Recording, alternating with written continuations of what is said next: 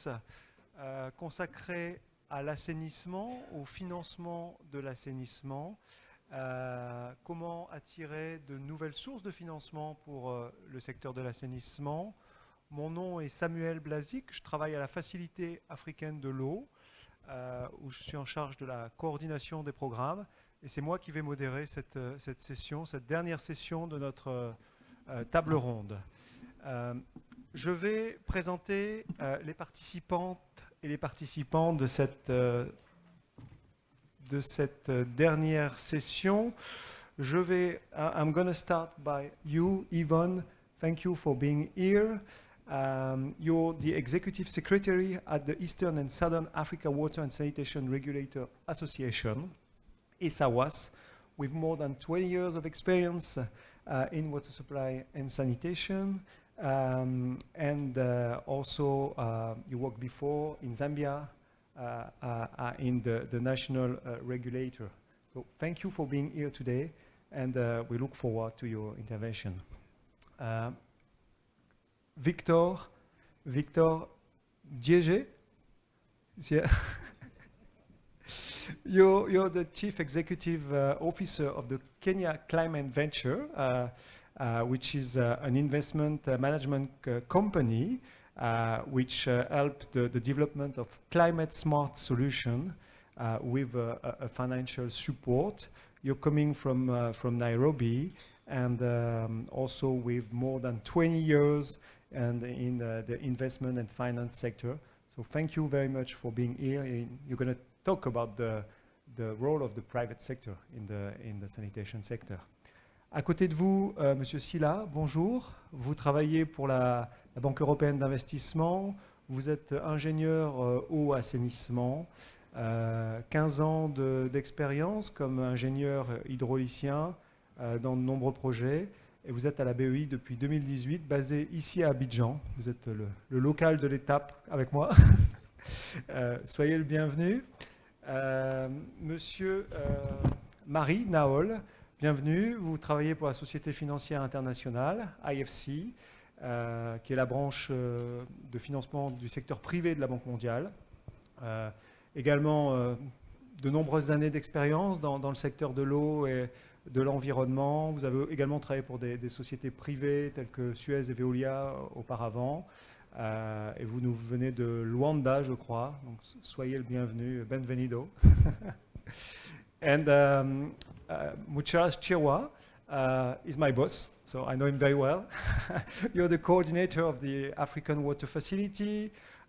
Before that, you worked for the IPPF NEPAD at the bank as well. A lot of more than 25 years of experience also as an engineer.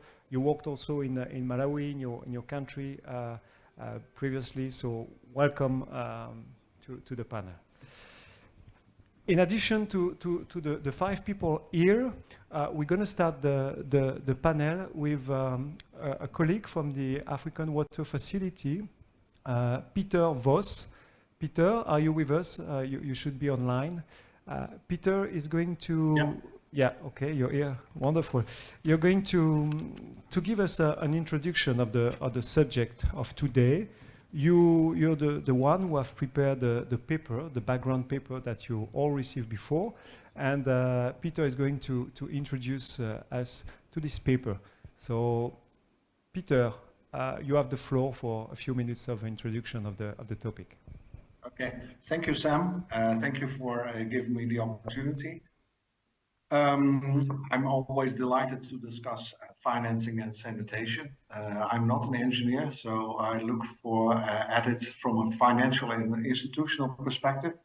I will give a short overview of to set the scene for the further discussion. So I hope for a very fruitful discussion and very vivid discussion. So it is about how to attract new sources of financing for sanitation, because that is the challenge. If you look at improved sanitation services, Sub-Saharan Africa remains the lowest coverage in the world. Over 700 million lack basic sanitation, of which 1/3 live in urban areas. and still almost 200 million practice open defecation, of which some 10% also in rural areas. So it's quite a huge challenge. In addition to that, there is a rapid urbanization going on in Africa, with expected some 350 million more Africans will be living in urban areas, in urban cities, in mega cities in 2030. And a yearly amount of people not connected to sanitation is some 10 million per year. So if we look at the score of the services connection for sub-Saharan Africa, now some 30% of people are connected to safely managed sanitation, and still some 6% do open defecation. That for Northern Africa it is somewhat lower.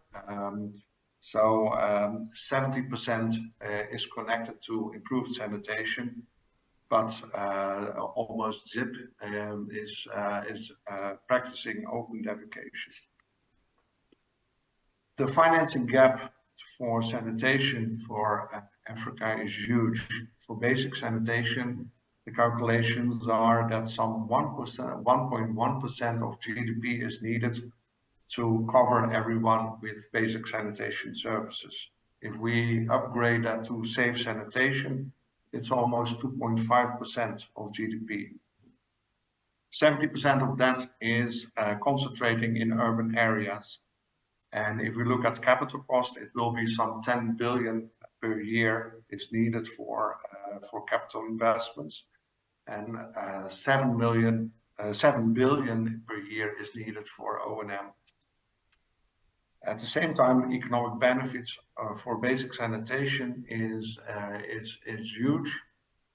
They calculated, the UNICEF WHO calculated that some 5 times of every dollar invested will be economic benefits if we look at rural areas, and even $6 return if we eliminate open defecation. In urban areas, it's somewhat lower because of the expenses and the infrastructure already there, but still some 3 times.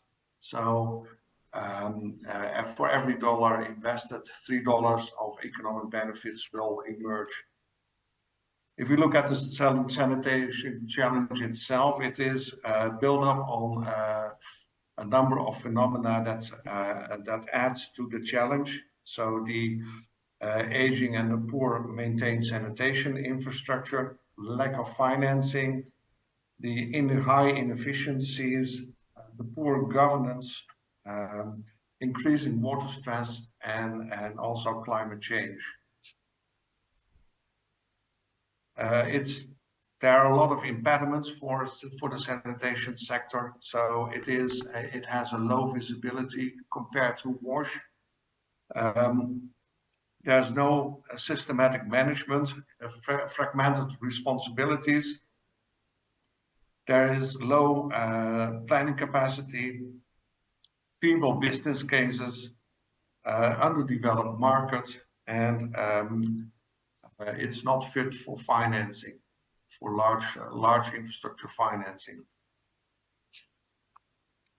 So the conclusion can be that business as usual is not going to lead to the solving of the sanitation challenge. There needs to be a change, and the World Bank calls it a paradigm shift, and a paradigm shift is needed away from focusing too heavy on or too much focus on heavy infrastructure. So focus should be more on sustained service delivery to all, rather than only on infrastructure finance. Service providers should not concentrate only on one solution, so the centralized systems, but look at an array of options, including C-wise. Sanitation should not be considered in isolation, but should be considered as one of the areas in the urban services sector. So together with water supply, drainage, and solid waste management. And flexibility and adaptivity is crucial. So what is needed to change the paradigm? Of course, first and foremost, it is political support that is crucial, because no change will take place without political commitment at the highest level, especially when you are working on or dealing with vested interests and conventional way of thinking. There's also other things that need to change. Urban planning has to change to provide service delivery to all. And the aim should be fit for purpose solutions rather than one size fits all, what is presently the case. That will also, in our view, result in more client satisfaction and also better payment behavior. Master planning should include sanitation. Now, generally, master planning is concentrated on wash and mainly on water and sewage. So sanitation should be included. It's one of the solutions that need to be taken into account.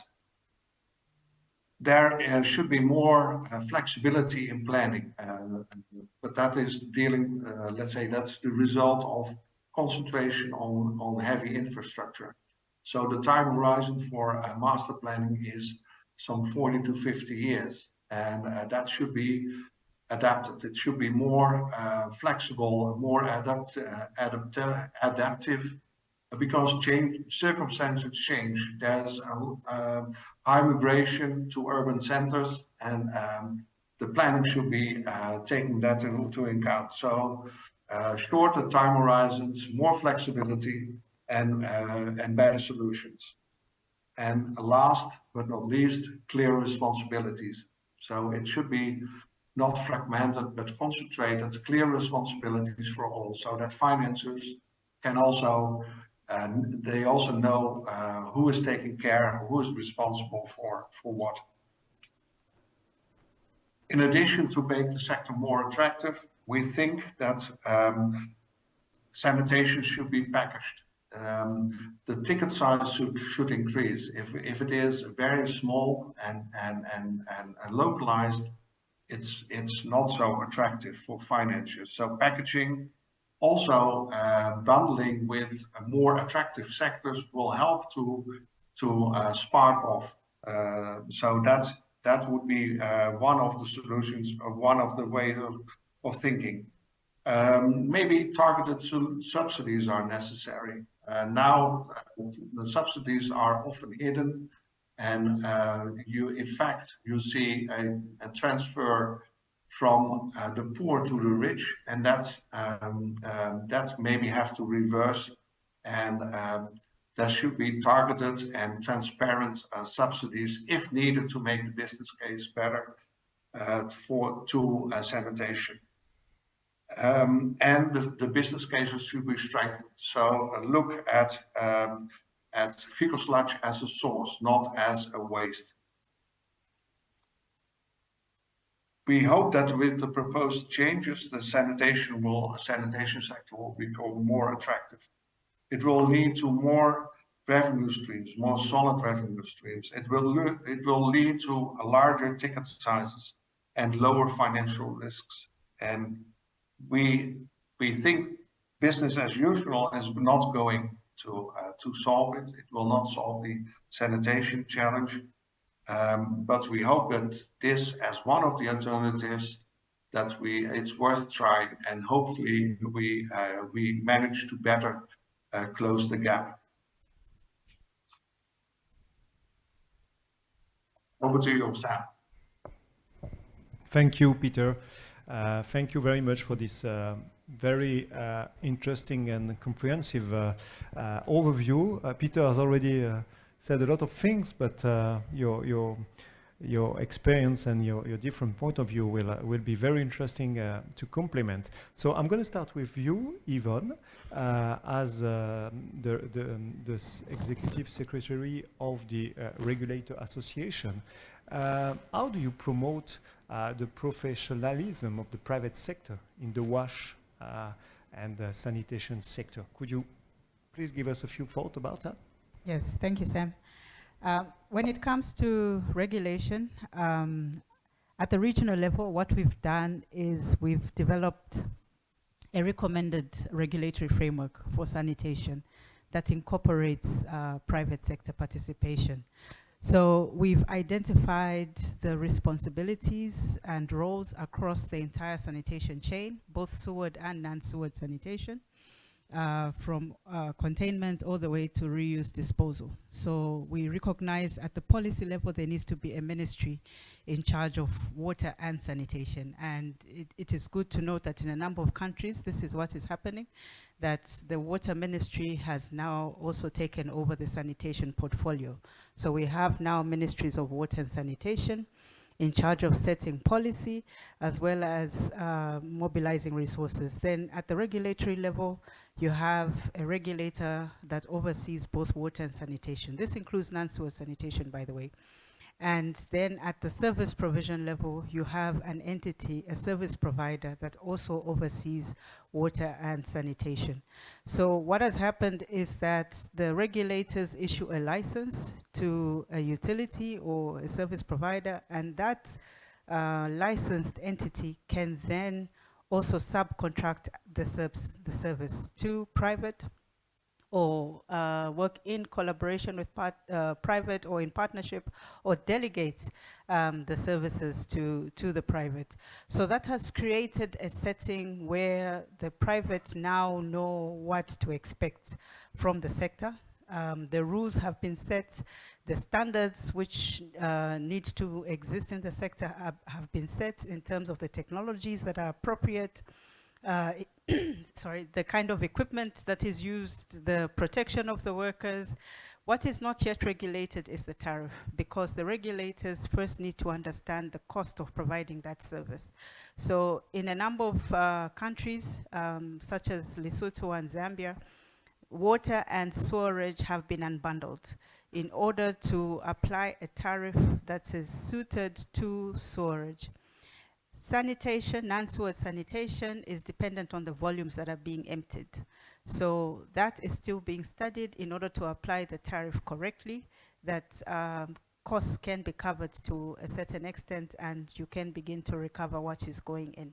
So it has created that enabling environment that allows private sector to really have clear entry rules and guidelines for how they operate in the sector. Thank you, very clear. The rules are very clear.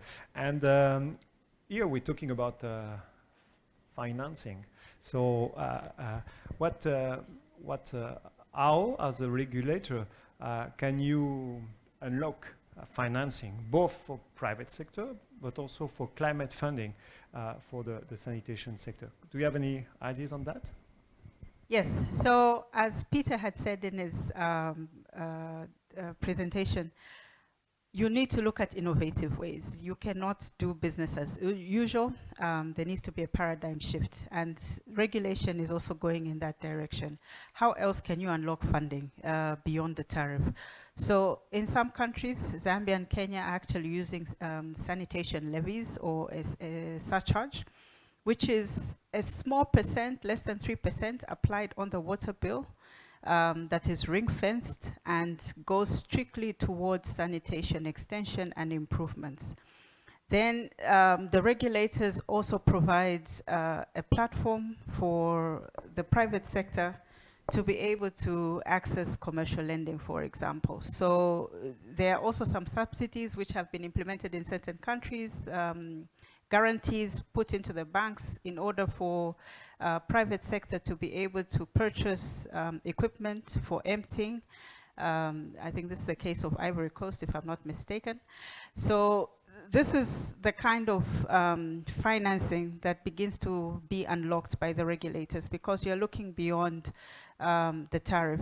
In some other countries like Kenya, you use also a trust fund, which is protected by law, by the way. So within that trust fund, you have basket funding. So the global agencies or development partners put into the basket, and those funds have a level of monitoring from the regulation side. So that gives more room to the sector to be able to access financing and put into the extension and improvement of sanitation. Thank you, Yvonne, for this, for sharing your experience. Je me tourne maintenant vers vous, Yahya. On connaît bien sûr la BEI comme une grande institution de financement des infrastructures. Est-ce que vous pouvez nous dire un peu quel rôle la BEI joue dans le cadre du secteur de l'assainissement? Merci Samuel. La Banque européenne d'investissement est, comme vous l'avez dit, l'un des principaux bailleurs de fonds multilatéraux pour le secteur de l'eau et de l'assainissement. En moyenne avec une intervention de 4 milliards d'euros, qui fait le tiers de nos interventions sur les 12 dernières années. Et, la plupart de ces projets concernaient la gestion des eaux usées et le traitement des eaux usées, et malheureusement étaient beaucoup centrés sur l'Europe. Alors avec le lancement de EIB Global ou BEI Monde, qui est la branche chargée de partenariat international, la BEI veut développer avec ses clients et partenaires hors de l'UE tous les instruments et outils de financement qui n'étaient disponibles qu'au sein de l'UE. Donc, que je peux citer pêle-mêle, les prêts, les garanties, l'apport de fonds les participations ou bien les fonds de garantie en gros. Pour en revenir à la question de l'assainissement, pour la BEI, l'assainissement a un impact positif, que ce soit économique, environnemental, ou bien pour la lutte contre le changement climatique. Deuxièmement, les financements de la BEI sont des financements de long terme avec des taux qu'on ne retrouve pas sur le marché financier. Ils sont justifiés dans le cadre de l'assainissement parce que c'est un secteur qui est sous-financé, qui est structurellement sous-financé, on va dire ça comme ça. Et enfin, l'assainissement, notamment la gestion des eaux usées, a un potentiel important pour la lutte contre le changement climatique, pour tout ce qui est capture du carbone et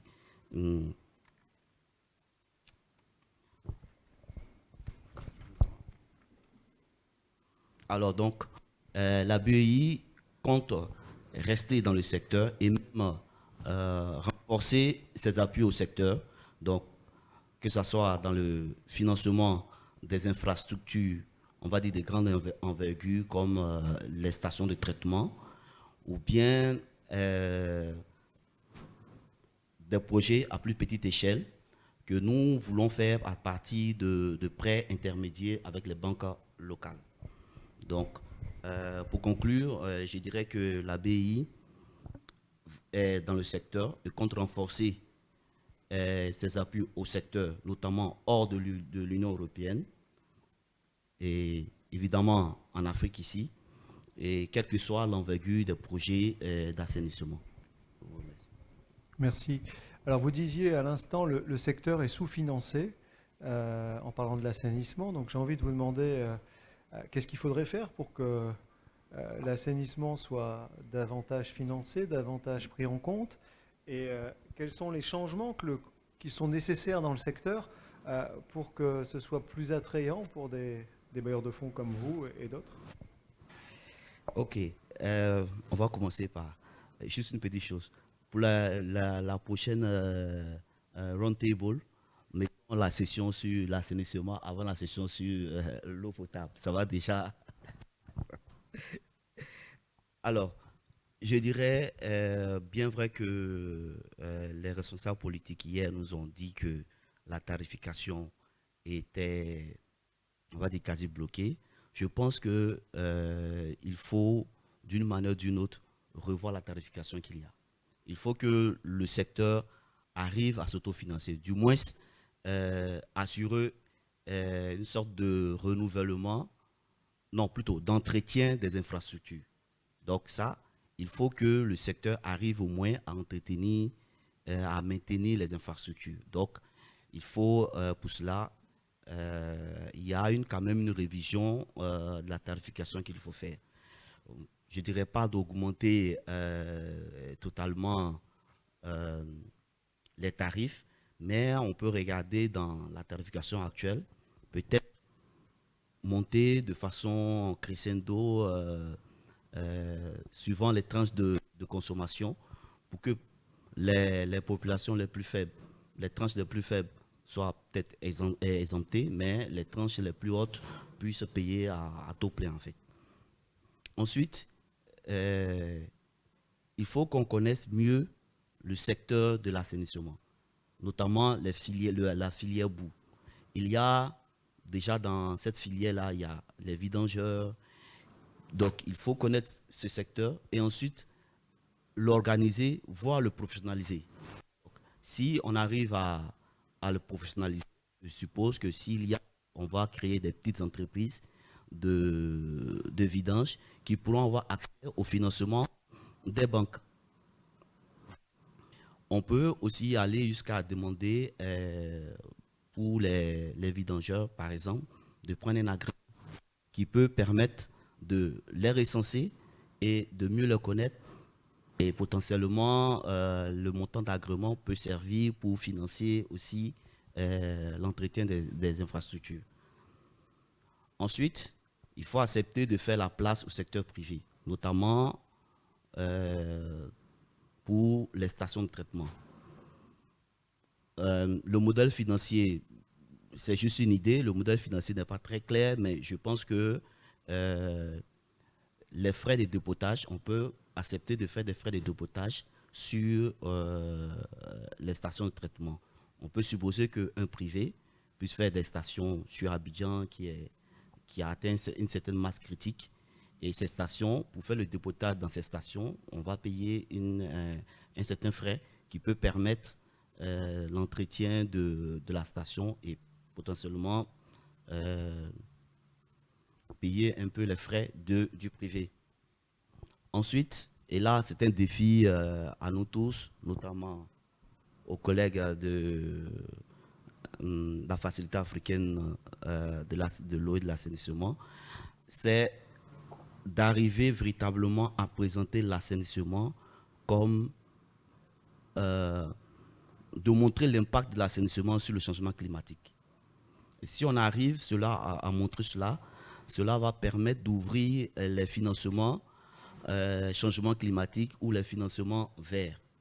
Et là, c'est un grand levier, c'est une grande opportunité qu'on a, mais il y a un challenge, arriver à montrer. Nous avons beaucoup d'études, nous faisons les études, mais on se limite souvent à l'infrastructure et sans véritablement regarder les questions de changement climatique.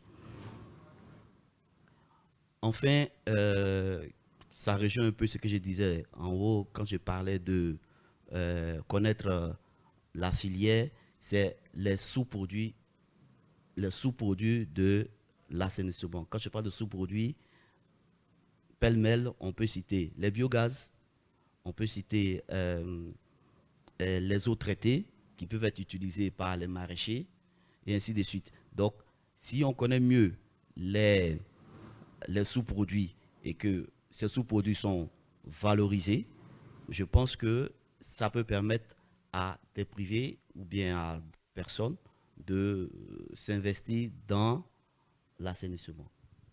Je vous remercie. Merci beaucoup. On a pris note. Aude, tu as pris note pour la prochaine roundtable. On met l'assainissement en première session. Mieux connaître le secteur, mieux connaître les sous-produits du secteur, atteindre les financements climatiques en montrant l'enjeu que le secteur a dans la lutte contre les effets du changement climatique. Merci beaucoup, Yaya, pour votre témoignage. I'm going now to ask Victor. Yaya was talking about private sector, enabling the private sector to finance the sanitation. What is, in your experience, in financing wash and sanitation, what could be improved to attract more financing? Give us your experience. Tell us about your experience as a private actor. Thank you. So I think to start with is to underscore the fact that it's been emphasized since morning and also in the panel now that investing in water and sanitation actually addresses climate change, adaptation and mitigation. So that is the bottom line. That every contribution that is being made, either through funding, technology development, is actually contributing to making citizens and markets more adaptable to climate change. That's number one. Number two is that both public and private sector have a role in scaling the investments and the funding that gets into water and sanitation. But most importantly is the fact that this is a sector that has been with us for the longest time possible. And if you look at the evolution of it in terms of financing and the sustainability of that has not been very strong. And I think the fact of the matter is that water, for example, has been considered as more of a social good and so should be provided for by the public sector anyway. Sanitation has also been considered to be on the sidelines of discussions and actions.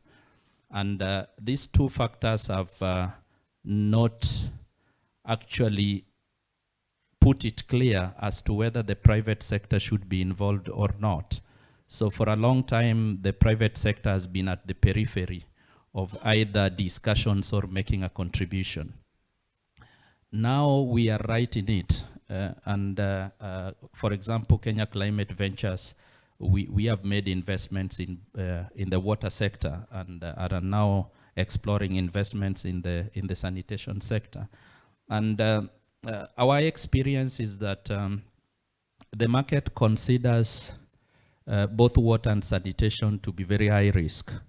And high risk from a commercial point of view, not high risk from a technology point of view. So there are technologies that are already promoting access to water and then promoting the handling of aspects of sanitation. But from a commercial point of view, these are high risk undertakings.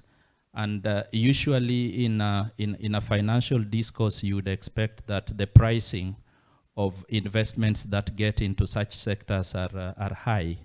That has some implications because then the access to water and also access to sanitation services is limited if we have to price investments in a manner that follows the risk levels. And so from that point then private sector needs to approach these investments differently. And previously there were mentions about concessions and subsidies that can support the private sector to be able to blend the kind of capital that can then drive and accelerate access to sanitation services and water. So that's one aspect. If we leave it for the private sector to price the investments from a commercial standpoint, then there will still be limitations. We'll still be talking about reasonable access to water and sanitation services, and populations would not be able to do that because of the cost of capital. So our experience is that always with the investments in the water and sanitation sector, there has to be a level of concessionality, there has to be a level of subsidies involved, And this can either be channeled through, the public sector financing, or could be through, development financing facilities that are existing. That's number one. Number two is about the extent to which the private sector understands, the water sector. So, we were speaking about it in the morning, and the decision point for investment is what is the commercial viability of it. Now, the decision point for impact investment is actually the socio-economic benefits in addition to the commercial viability. So with this water and sanitation, I think the focus should be more on impact investment as opposed to hardcore commercial investment. And this then narrows to the point of whether, investors like us, for example, KCV, Kenya Climate Ventures, and others understand that the decision point should actually be driven by how transformative we want markets and communities to adopt this. At Kenya Climate Venture, we are flexible about this, and we have invested in sector expertise as part of how we make investment decisions. So that's an area that I have seen struggling, and has contributed to limited flow of capital into water and sanitation. A third one is, the mention of water projects, especially in the urban setups, give us the indication, it implies of huge infrastructure projects. And that is true because, the infrastructure that is required to drive proper sanitation within urban setups and also drive supply, let me say extraction and supply of water, is massive. And so it requires a lot of money and capital intensive. And I think Voss mentioned earlier that there's reasonable ticket size of investment that actually makes sense for the water and sanitation sector.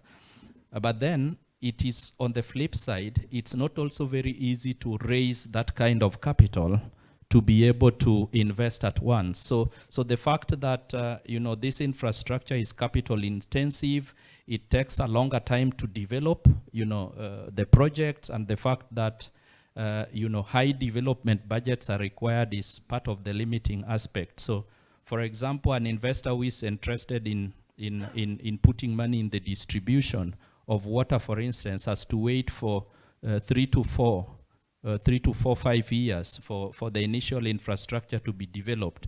During that time, many market conditions have changed, and so the pricing of that kind of investment changes.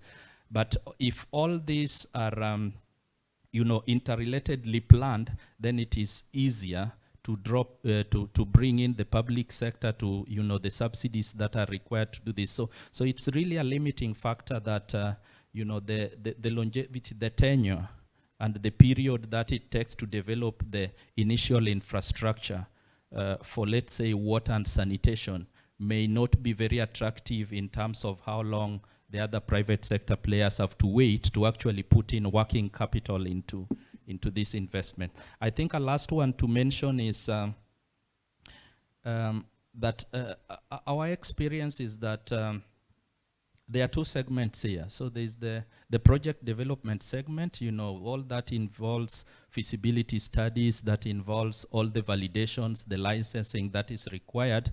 And these are very important prerequisites for an investor to come in at a later stage. What we have seen in Kenya, for example, that it takes very much of a longer time, and the involvement of many stakeholders in the process of trying to acquire this. So I think it requires a lot of organization of the public sector to be able to facilitate that, so that the private sector have some kind of easy entry route to it. And this is a big limitation because it is only at the beginning of the project, or at the beginning of the investment.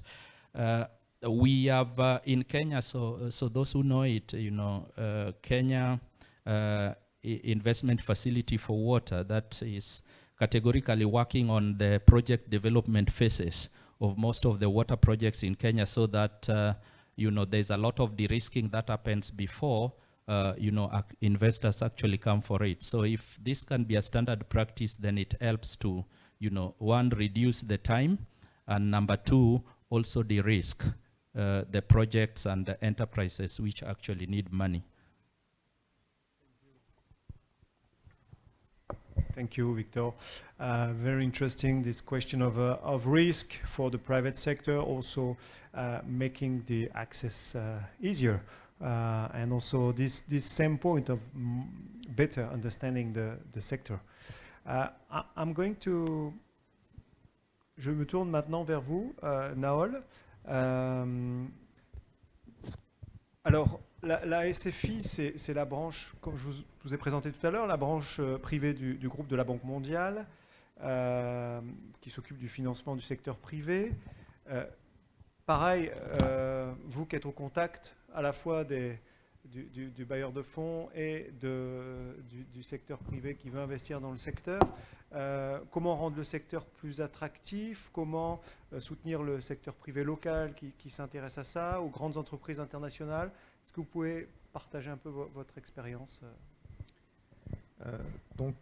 J'avais prévu de parler en français, mais je pense que je vais quand même parler en anglais parce que je suis plus à l'aise, parce que je travaille plus souvent en anglais. I mean, just sanitation, I think, first, within the anthropic cycle is at the end, right? So it's the end of the circle when after you take the water from the natural resources and then you potabilize it and then you distribute it, and then there is the sanitation component, no sewage treatment, and then the plants. So that's where, I mean, this water has already been used, mobilized, etc. There is a huge value in this water, and actually, I think from the private sector side, it represents a much more interesting investment and participation rather than the potable water, except when it's desalination, because there is technology, there is know-how in either the operation of the network, of the sewage network. So there are some O&M contracts that are developed. There are some public service delegation also for the operation of the sewage network. And then there is all the components of financing the sewage network and then financing the water treatment plant and operating them. And there is a potential, very high potential and opportunities with the sludge and with the water. This water can be recycled and sent again for industrial reuse or even for potable reuse, as you can see in Namibia with Windhoek, or you can see for industrial reuse, for example, in Aquapolo in Brazil. You can use wastewater for mining. So there is a potential also to produce energy out of the sludge. So private sector is very, very, very interested to participate in the sanitation process. I think where really, and I think what we need is to leverage this capacity and this experience and this willingness from the private sector and increase its participation. So I think regulation is fundamental, and also I think some also have mentioned that on the public side, you need to figure out, obviously, the cash flow problem and how you can set up a tariff and make sure that there is a steady cash flow coming out of the sanitation service. So that's very important. But then on the financing on the infrastructure, private sector will be interested, definitely is interested. And for the countries, I think the key aspect is to aggregate and accelerate. So really, if you see, for example, the recent example of Saudi in 2018, 2019, they've put together a program where they defined the financial structure, the structure of guarantees, and template documents.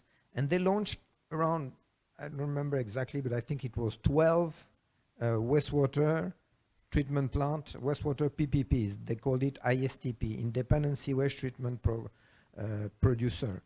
And they used exactly the same document for the 12 projects they had. So they built a pipeline, they developed templated documents that they repeated all along. They did the first with Damam, and then everybody knew exactly what was the content, what was the balance of risk, the rewards, the structure of tariff. It also generated traction with the banks, local banks, international banks. It generated traction with international players. They had to team up with local players. It built capacity of the local players. And they delivered 12 in 2 years or 3 years, they delivered 12 tender for wastewater treatment.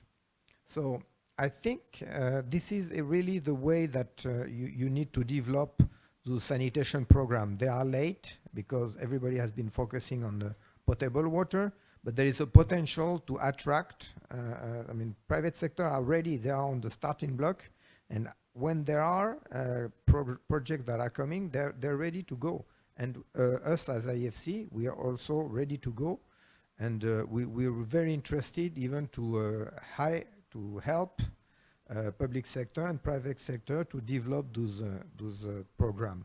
Now you have to really identify what kind of infrastructure can go to the public and can go to the private. So obviously sewage network is very complicated to put in a privately financed infrastructure.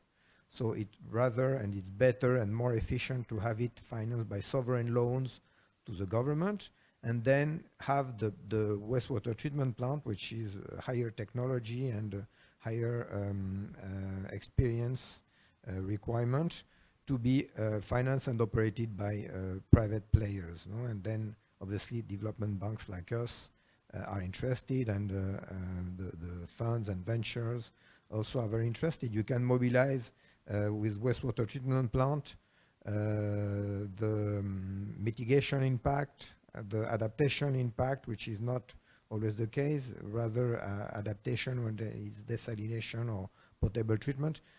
There you tick all the boxes. So you can mobilize climate finance, you can mobilize blended finance, you can mobilize bonds, blue bonds, green bonds, etc. All the instruments you want in terms of adaptation and mitigation. So you can get better financial terms, lower tariff for the public, which is fundamental. I mean, it's already a burden to finance the whole water sector, to raise tariff, etc. So really, when they develop a program, they lower the risk, which is identified. They increase the competition. They get lower tariff, which is key for more development of the sanitation. Thank you. You already replied partly about my following question, which was about the innovative financing. But you replied to that. Maybe you want to add something about IFC is new for that kind of innovative financing. So is there examples, maybe like the one in Saudi, but somewhere else of that? So for innovative finance, there is a key aspect of the water sector that everybody has already mentioned. Tariff is still very low, can barely cover for OPEX and for operation maintenance cost. So you need to develop hybrid financing, where you have to club together subsidies, concessional finance, blended finance, climate finance, together with a portion of commercial finance. There are models already that exist, either developed through PPP laws or in the different countries. So you have the Mexican model developed by Banobras with Fonadin, so a trust, like Yvonne was referring for Kenya. So that they have also this kind of structure.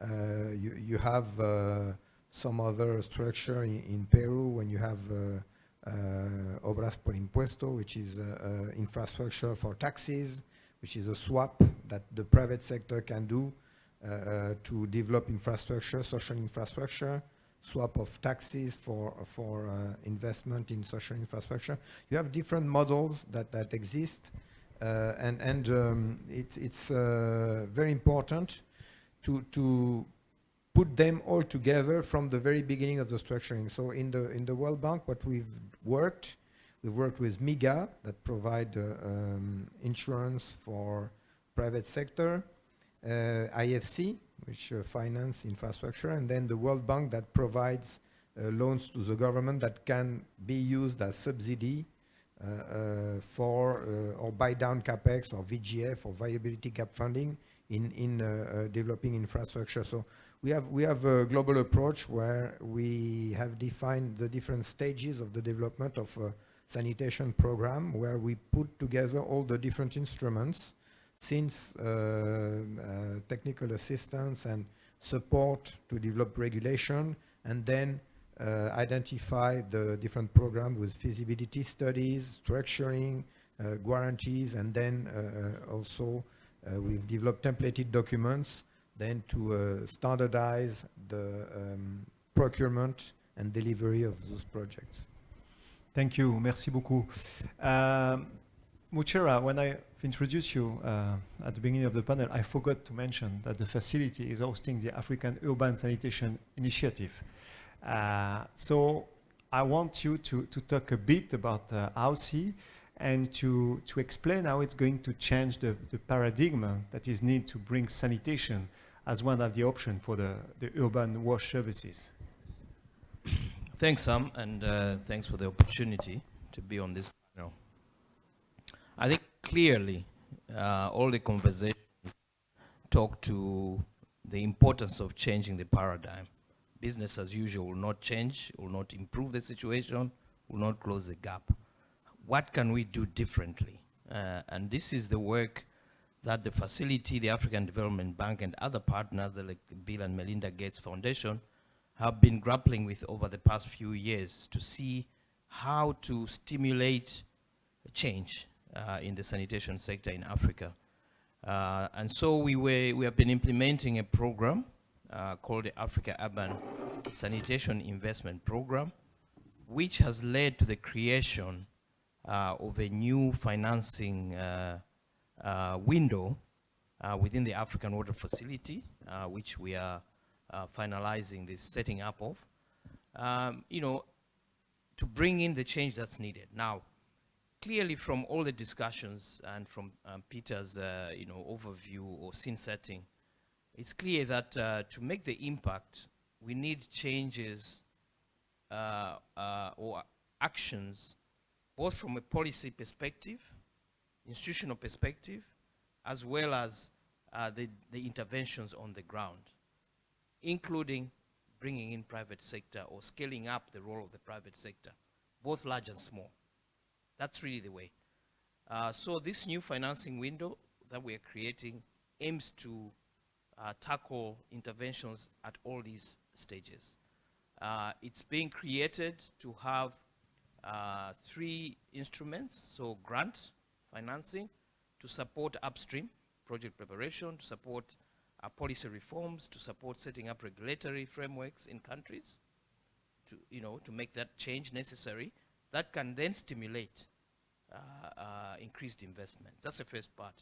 But we also aim to be providing technical assistance, to countries and public entities, so at the municipal utility level, to help either structure investment, but also build capacity to make that impact. And then the third instrument is a concession financing. So under this new financing window, we will be offering financing to private sector as well as public sector to invest in sanitation interventions. Our approach will be not to go with a predetermined solution. So every city, every town might have special peculiarities within it, but the idea is how can we ensure improved service provision for all, city-wide inclusive sanitation, but not leaving anyone behind. So looking at sewer systems, but more focus also on non-sewered solutions. Because as we know, the growth of urban cities and towns is huge, mostly in peri-urban areas, where services, sewered services will probably never reach there in our lifetime. So what do we do with those? So our focus is how can we stimulate the market, enable small and medium enterprises to improve service delivery in those peri-urban areas by empowering them with financing, working with financial intermediaries at national level. I think yesterday we talked about how to improve access to financing for national development banks.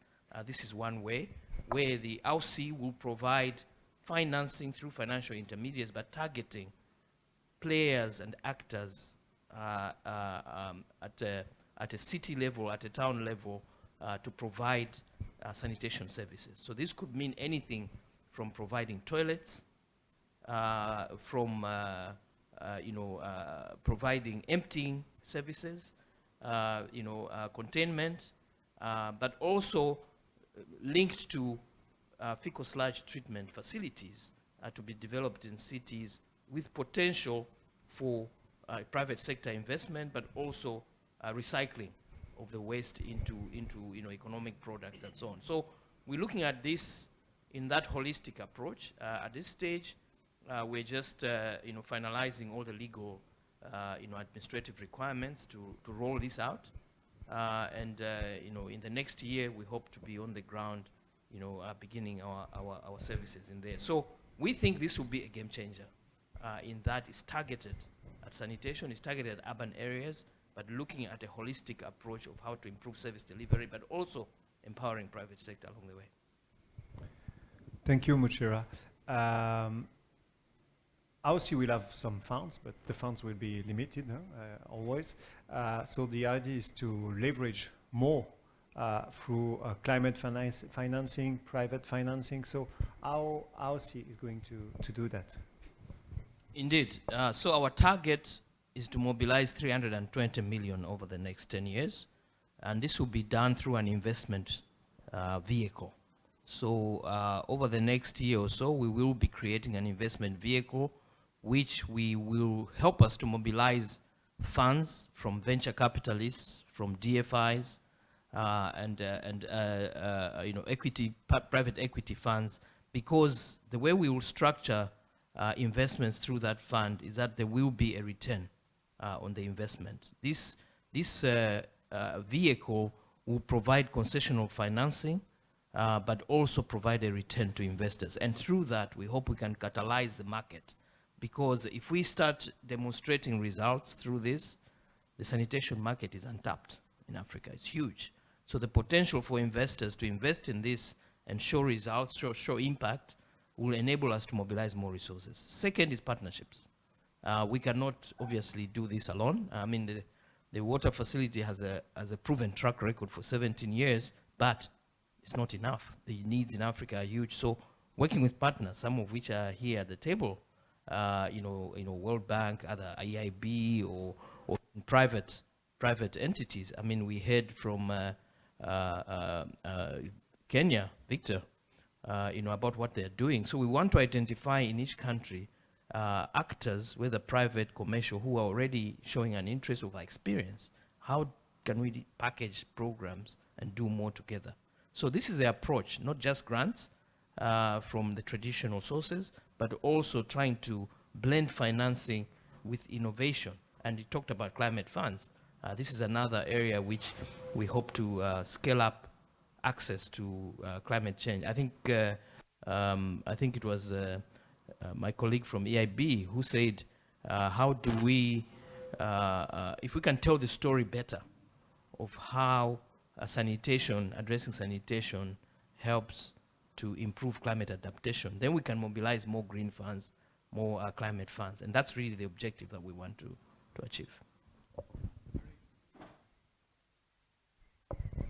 Very exciting program at the African Water Facility for this new initiative on urban sanitation. So thank you for your first remarks.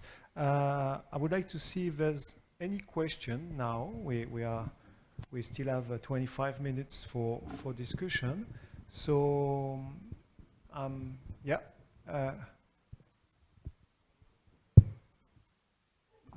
Yes. And we'll see as well if we have any question on the chat. Not yet. Over to you. So we did some work a few years back for the World Economic Forum, looking at the economics of sanitation and water. And what we found was that whereas good piped drinking water services paid for themselves in terms of their health costs and time costs and so forth, for every level of income. In order for a sewage sanitation to pay for itself, you needed to have a GDP per capita of $3,500 per head, because when you're calculating the benefits, they're always a function of the GDP, the time costs and health costs and direct costs, and the fixed costs of a sewage sanitation system basically don't add up below $3,500. Now, what that says to me, that below $3,500, one needs to look at the different solutions, and obviously these sort of on-site sanitation and sort of septic tanks and so forth are part of the key to that. And a well-maintained septic tank, together with a toilet and what have you, does actually pay for itself below $3,500. The difficulty is that the only thing which is going to make this happen is regulation. And a septic tank which leaks into the groundwater and then starts becoming a public health risk actually adds to the cost of the whole thing. So I mean, it seems to me that when we're talking about this, we can get excited about, we need to have decentralized solutions and so forth, as well as obviously standard solutions. But really, the decentralized solutions are actually beyond the reach of institutional finance. The way to reach these things is really through the regulatory model, and I'd very much like to hear your response to that. Thank you, Christopher. We'll take another one, and maybe Yvonne and maybe the other participants could reply to that question. Sir. Thank you so much. Another input from the good people of Zambia. We've implemented this sanitation through on-site sanitation. We've given it to the public sector, and we are piloting it in 3 of our peri-urban areas, and this seemed to be working. A lot of youths have been empowered through our water utility company, Lusaka Water Supply and Sanitation Company, and NWASCO, the regulator. A lot of training have been done, and on the pilot, it is working. I don't know if we have any other countries who have done it and who have let go, because for us, we are still at the piloting stage. Thank you. Thank you for your question and for sharing also the experience from Zambia. Is there any other questions? Not for now. So maybe Yvonne, would you mind to start replying to the question from Christopher, and maybe if someone else wants also to talk about that.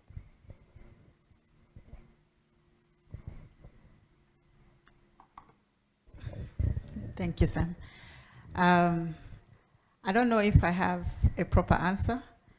What I can say is that as SOWAS, together with BMGF and other partners, we've developed a tool that we call EquiServe, which is a scenario analysis tool that helps to understand how to better target investments into sanitation and what choices countries or cities can make when trying to do an investment in sanitation.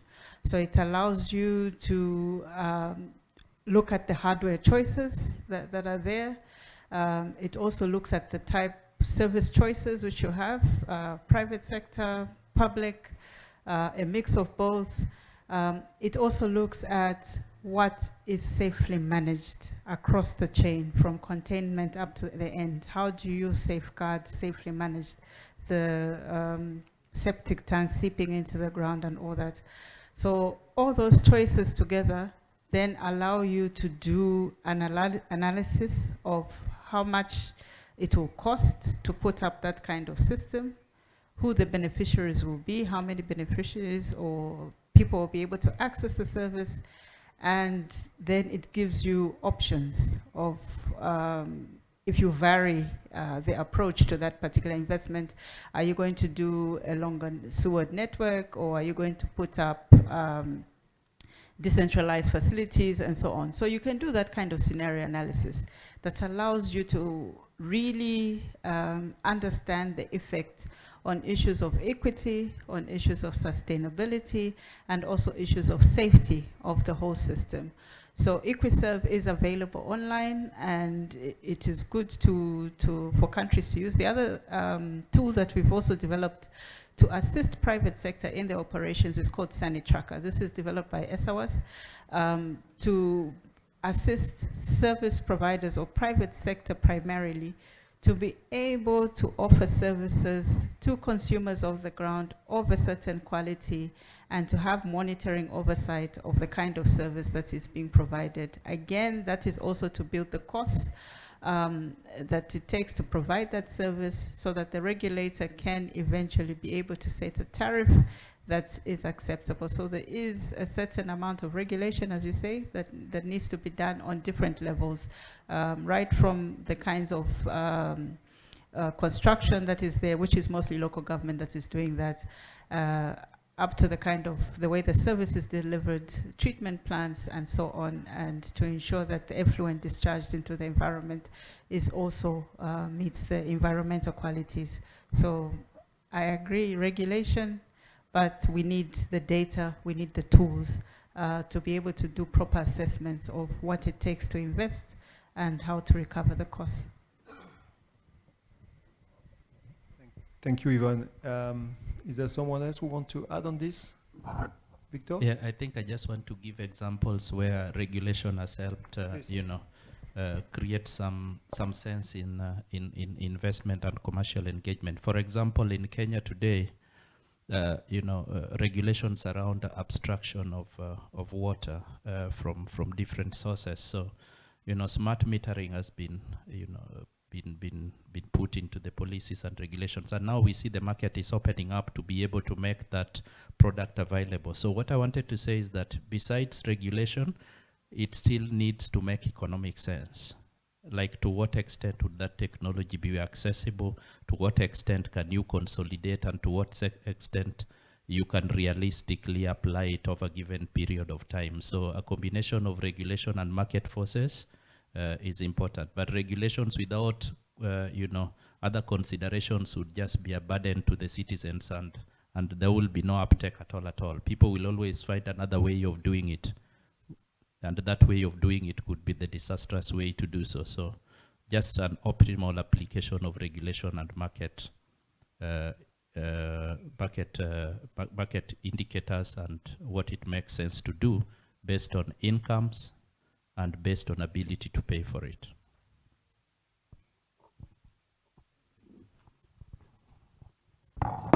Thank you. Naol, yeah, please. Yes, I think so. So definitely regulation, but I think there is also institutional arrangements that you have to look at to increase the potential of recycling and reuse of the sewage, because there is always a confusion whether this sewage after first treatment or primary treatment is then a water resource, or it's still belongs to the entity that has treated it, and then can be sold again and further treated, under what conditions, and if you need a concession of the water resource, or if you can just provide the service. And so institutionally, it's in all the countries there is a lot of difficulties to actually do reuse, so get the best benefit of the potential of the sewage to be recycled and then reused either for industry or potable. There are other considerations that get into the discussion, but can be indirect reuse. So, but all the problematic is under the institutional arrangement that goes in parallel to the regulation to maximize the potential of sanitation and reuse of sewage and sludge. Thank you. Someone to respond, maybe you have the floor, maybe now to the response from the colleague from Zambia with some examples you may have seen in some of the country you have worked. Okay, so there is little private sector participation or private finance, I would say, in the individual systems. So I don't have examples, but I had a question actually. I mean, who manages the trucks then that will collect all the sewage and then dispose it in the proper location that has to be defined and correctly managed? Because the final disposal, is it a treatment plant then, or is it just an open area? Because I think it's not because you have a sewage tank that the problem is solved. I mean, you still have sewage, and actually very concentrated, and which is in the septic tank, and you don't want it to overflow or then leak, etc. So there are maintenance costs that are different, and also you need to organize all the collection, right? So I was very interested. So I mean, for the private sector, obviously there are a potential to develop a truck fleet to collect and collection like you do with solid waste, right? But it's very important also to regulate and enforce and make sure that what is collected is not going then in the river, because then you don't solve anything, no? Okay, thank you so much. The vacuum tankers are owned by individuals who are the private, and then in collaboration with a utility company who is Lusaka Water Supply and Sanitation Company, they are discharging at their sewerage treatment plants. So they are in partnership, and they are contributing a small fee to discharge at the sanitation plants. Otherwise, the trucks are owned by different private operators. Mostly the youths have been empowered, and that's how it is working. They are not disposing in the open or in the rivers. The disposal is regulated as well. Thank you.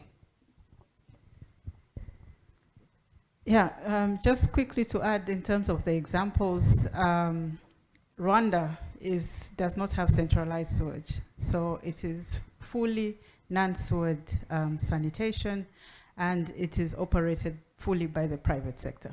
So it is only until recently that a decision was made to put this under the purview of the water utility, as is the case in Zambia and other countries now.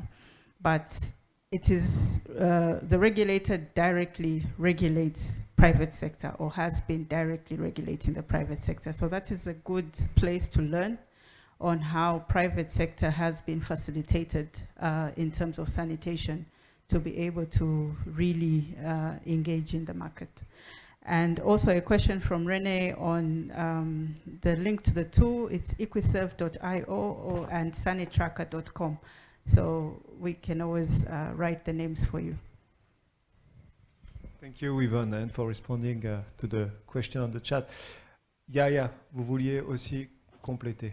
Oui, c'était juste un exemple.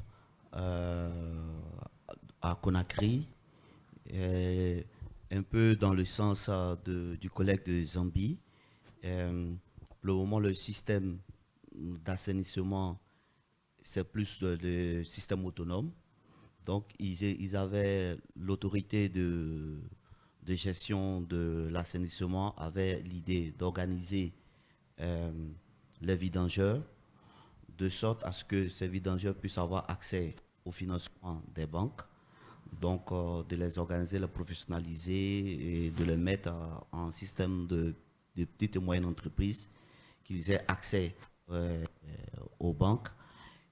Pour le moment, ce qui se fait, c'est que pour faire la vidange, ils sont payés et ensuite ils vont déverser. Bon, pour le moment, le centre de traitement n'est pas vraiment opérationnel, donc ils déversent pour le moment sans payer quelque chose. Mais l'idée qu'ils avaient développée à Conakry, c'était d'arriver à faire un centre de traitement où les vidangeurs qui sont organisés pourront venir déverser et là, il y aura le traitement. Donc, c'est une manière aussi, c'est une façon aussi d'impliquer ces vidangeurs qui sont pour le moment on va dire, dans le secteur informel. Merci beaucoup, Yahya, pour cette expérience en Guinée. Il y avait une question dans la salle. Oui, à vous.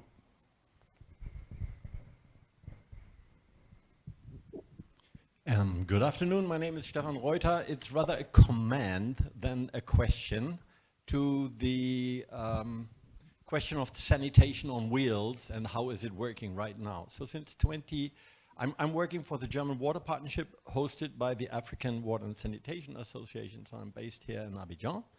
And I would just like to refer to the Pan-African Sanitation Actors Association, which is a Pan-African association of sledge truck owners, vacuum truck owners. And indeed, there's work to do. And there were meetings with the African Development Bank, African Water Facility in Swakopmund, just during Africa Sun, to find out how a strategic partnership can be done to support the drive of that Pan-African Sanitation Actors Association towards one city, one treatment plant. Because right now it's true that there are not enough treatment plants to safely accept septic or fecal sludge from the tanks. But the truth is also that only a percentage of what is sewer today is reaching a treatment plant. So we have challenges on both sides. And I think that's where the discussion about proper regulation and proper solutions for financing and private sector operators is coming to tackle that issue. But the large majority will be tackled in that way, I guess. And just to mention, France, Germany, I'm coming from Germany, we do have more than 200,000 decentralized wastewater treatment plants. In some of the federal states, they are surveyed by private operators. In others, it's the utility taking place of that. So there are a number of inspirations to take them, and I think we will have a variety of solutions according to each country. Thank you very much. Thank you, Stefan. Is there anyone who want to? Yeah. No? Tu veux intervenir? D'accord. La Banque européenne d'investissement, je suis content que ce soit le collègue allemand et il a parlé de français, donc nous sommes ensemble. Pour la Banque européenne d'investissement est vraiment prête à accompagner le secteur privé, même surtout européen, à s'installer dans le secteur. Mais nous avons aussi des obligations qui nous empêchent, qui fait que des fois on a du mal à travailler avec le secteur privé, qui vient nous voir avec des fois des MOU déjà signés, et sans qu'il y ait eu forcément des appels à compétition. Et là, c'est vraiment c'est l'occasion aussi de passer ce message, c'est que pour que nous puissions accompagner le secteur privé véritablement, il faut qu'il y ait une appel à compétition ouvert, ce qui nous permet, qui nous met à l'aise d'accompagner le secteur privé. Voilà. Merci beaucoup. Une question de Stéphane Mopalo sur le chat. Peut-être, maybe for you, Victor. I'm reading the question now. What is the impact on the community? It's obvious that private sector-led service could be very expensive for the large chunk of the community members. are there subsidies? Do you have any examples or any elements of response for that, to that? Yes, I think we started by saying that the private sector intervention is not a guarantee for cheap, but it should guarantee affordability and access to a majority of communities and market players. So what it really is that when private sector is involved, at least our belief is that market-based solutions is one of the best ways of creating sustainable impact. That is number one. Based on that belief, then the private sector is involved to provide real solutions that are attractive to communities. A third item is that the private sector then should provide the solutions in a framework that enables communities to be able to affordably access the products and services. In Kenya, for example, and other parts of Africa, there have been, they initiated pay plans for certain products and services so that community members are able to pay still within their means for a longer period of time. Such arrangements require that concessional capital is injected into the stream of doing business, and that's why impact investors like us exist. So definitely that is meant to soften and make it a lot more affordable and increase access by majority of community members. So I just want to emphasize that private sector involvement is not synonymous to high cost and expensive solutions. It is the business model that really matters in a manner that appreciates the kind of market and communities, and therefore design solutions that are facilitating a majority of success and being able to sustain that in the market. Thank you, Victor. Muchera? Yes, just to add that we are also thinking to see how we can stimulate technology in the way service delivery is done, because depending on the legal framework in a country, more than one operator can be licensed to empty, for example, in a particular locality. And some countries have already, developed apps, through which customers or users can actually shop around for a service provider, who's available at what cost, and select. And the pay plans that Victor talked about can also be built into these apps. So how can we use technology, to enable access, but also to stimulate competition among the different operators, which would hopefully lead to better services and lower costs. So I think these are all options that can help to innovate. And at the Africa Water Facility, we want to see such innovations, pilot them, and replicate them if they can work. So such good examples, we want to see those, and how we can work together to scale up. Thank you very much. It's now 4:27. I think it's time to conclude. It was, I think, from a point of view, a very interesting panel. And we just talk about innovation. We talk about the new paradigm, a new approach, inclusive urban sanitation. We talk about regulation, rules, institutional arrangement for the sector. Mieux connaître également le secteur, faire la promotion du secteur, de ses sous-produits, former les gens qui composent ce secteur et qui produisent toute une série de sous-produits que vous aviez présentés. Il y a the risk for private sector, also the blending financing, and attracting also a new kind of funders for the sector. I think we have here a lot of materials for for organizing a roundtable on financing sanitation at the end of the day, because we have just 1.5 hours today, but we could do really more.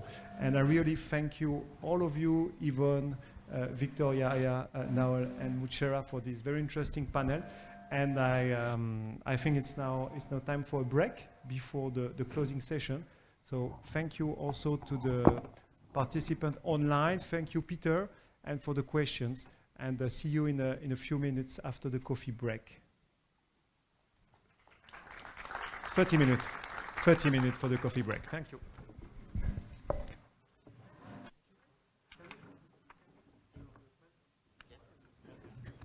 Mary, can we do a picture for this panel?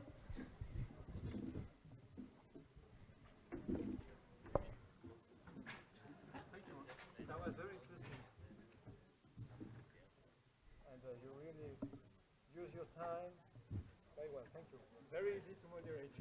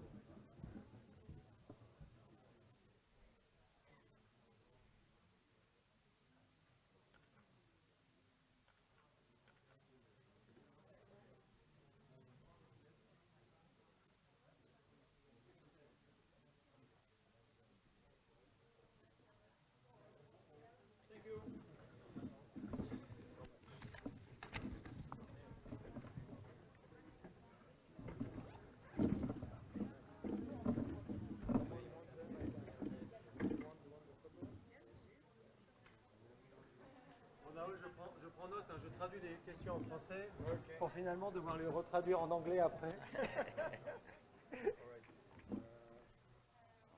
Merci beaucoup. Oui, non, très bien, très clair. Vraiment, très bien. Ouais, très bien.